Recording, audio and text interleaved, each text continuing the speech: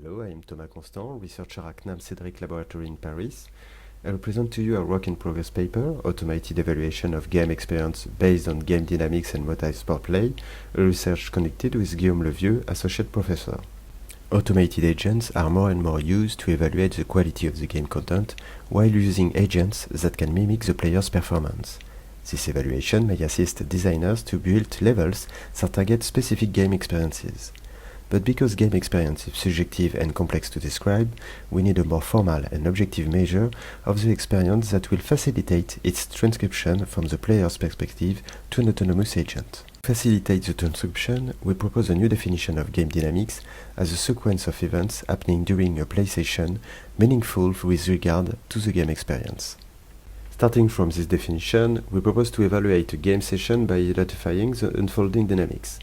We first need to record the events that happen during this session, in other words, the events related to the dynamics we want to detect. We then will be able to extract sequences of events that match specific game dynamics. Extraction of the game dynamics will be based on pattern recognition. We will be able to spot game dynamics inside the complete database of the synthetic player's action, classified through time. We then propose a classification of dynamics, described as sequences of events, and organized according to motives for play. With so, we hope to facilitate the evaluation of the game experience and the integration of our tool to help designers to create the game experience of their choices.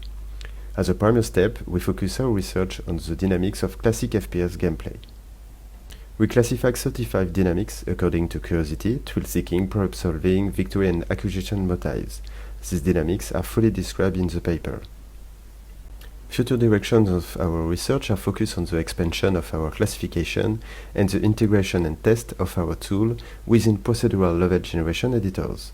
We also want to explore other game types, as specific game dynamics may not be covered by the FPS genre. I thank you for your attention. Don't hesitate to contact us if you want more information.